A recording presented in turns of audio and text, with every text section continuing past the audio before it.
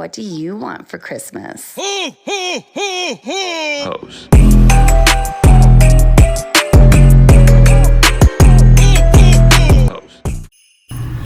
Hey, welcome back to Vlogmas day number 5. Today we're going to be making a Starbucks dupe.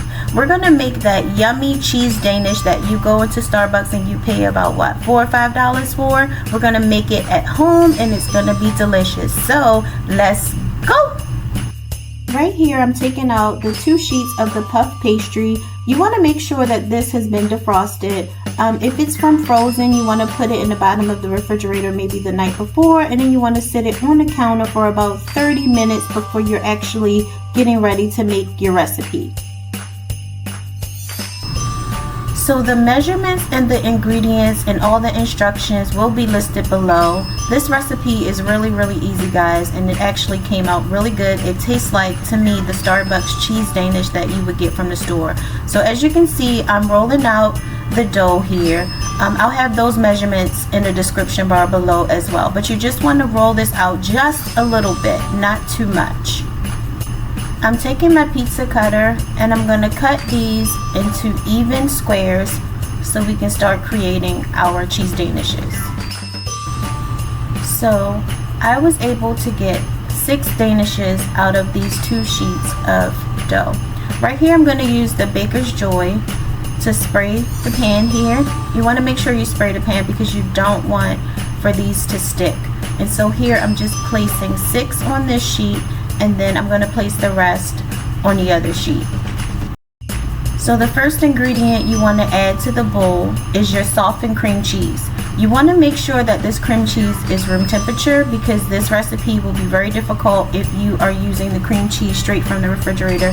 Now I'm going to add some white sugar to the bowl here, and then I'm going to add some salt. Again, the ingredients and the measurements will be listed below. I'm going to add some vanilla extract here. So I'm using a hand whisk here. I'm not sure why I didn't pull out my electric mixer, but if you use a handheld electric mixer, this will definitely be easier. You can do it with the whisk. It's just going to take a little bit longer. So you want to make sure you're whisking this until it's nice and smooth and all the ingredients are well incorporated.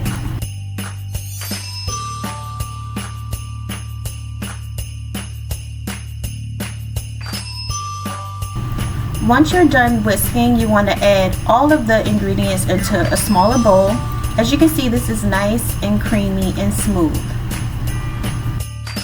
The next thing we're going to do is score the dough. As you can see me doing right here, you're just essentially putting a square in the middle of each pastry square that you have on the sheet.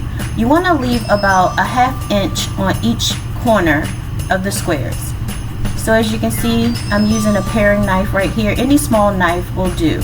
You don't want to cut through the dough. So make sure you're not cutting through the dough. This is a closer view of what that looks like.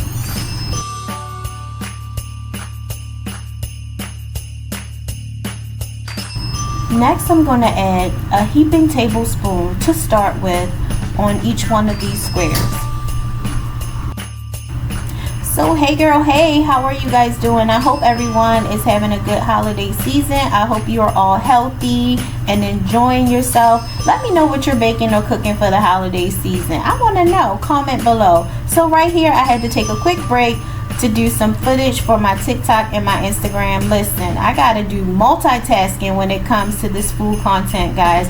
If you aren't subscribed to my channels, my TikTok and my Instagram, I'm under Solo Doughlo Cooking. Go ahead and become a part of the family over there. So right here, I'm just spreading out the cream cheese filling. This is a closer look of what that looks like. It's okay if you go outside of that square just a little bit, but you don't want to go out of that square too much because this is the reason why.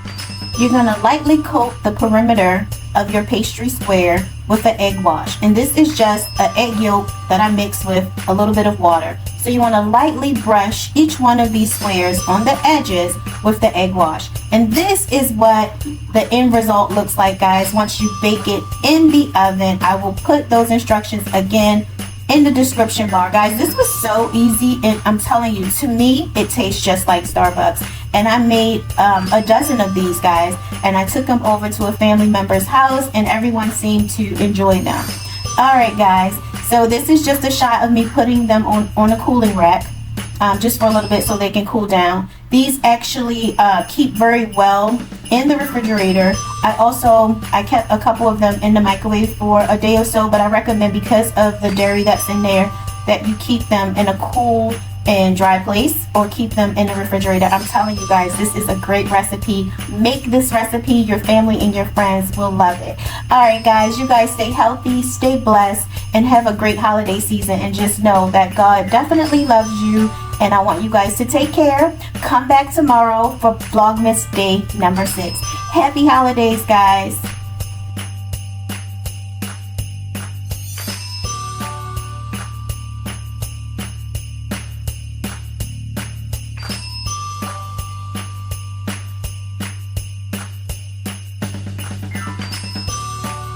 What do you want for Christmas? Hose.